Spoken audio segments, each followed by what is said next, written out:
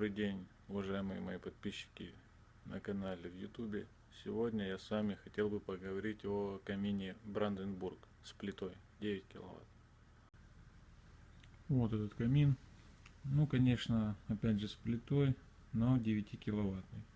Больше, чем Ахта в предыдущем видео, потому что Ахта у нас была 8 киловаттная, но этот размером поменьше. Камин называется у нас Бранденбург.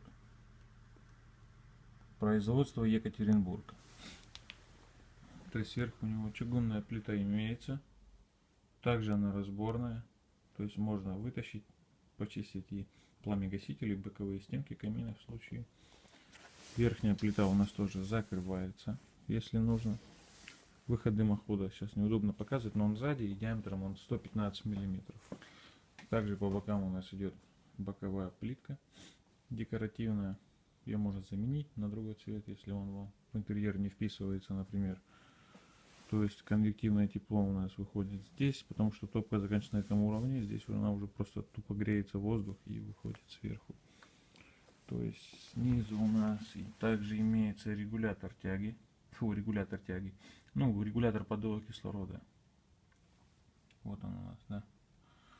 Сверху у нас имеется система чистое стекло.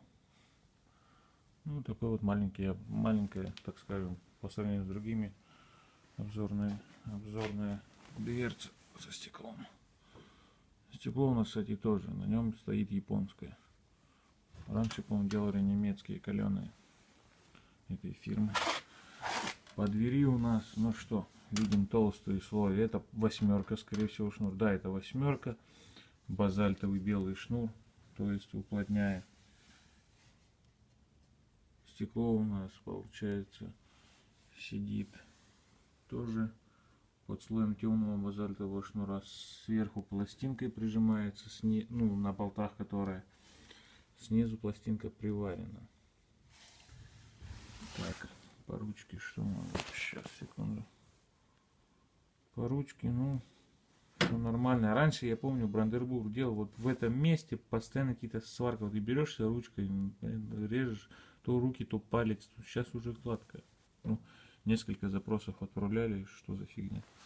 Стали делать нормально. Так, ну топочка, блин, для 9 киловаттного у него относительно маленькая. Тут полено, ну, сантиметров тоже 30-35 у него влезет. Шамотный кирпич. Если он сверху крепится уголками, то снизу он вниз не уходит. Внизу он, наоборот, ставится на нижний пласт, то есть поверх. Так, колосник. Так, вот эти деревяшки, это просто транспортировочный, чтобы кирпич не вылетел. Так его поставляют. Зольный ящик. Ящик приличный. Ну, хотя бы это чуть-чуть побольше, чем у Ахты. Повыше, в смысле. А так, если по длине размещать, толстые поленья в диаметре где-то сантиметров, ну, 10, ну, полено 4-5 влезет сюда. Так. Что можно еще по нему сказать? Ну, его фишка — это относительно низкая цена по сравнению с другими каминами этого уровня. То есть, если, допустим, мета у нас стоит 8 киловаттная в районе 25-27, то Бранденбург у нас будет стоить в районе 20 тысяч рублей. То есть, как бы, отзывы были нормальные, но бывают у него косячки. Ну, например, вот плита чугунная, если сверху посмотреть, ну вот, первый косячок, неровно чуть-чуть тут сделано, да. Потом вот по зазорам, по углам, по плите, тут все нормально. Сюда ведешь, тут раз такое. Неприятно, да, как вы согласитесь. Идешь. Раз, опять какой-то зазор. В другом углу так, он еще и больше, и шнурок выглядывает. Ну, шнурок подправим, ладно, но зазор все равно побольше. Так, ну вот эти вот всякие мелкие детальки. То есть здесь выпирает туда-сюда, ну как в Жигулях, короче. Ну, как бы, и как Жигули, как говорят, купишь хрен продашь. Так и этот купишь будет служить верой и правдой. В принципе, по этому камину все. Ставьте лайки, подписывайтесь на канал. Всем удачи!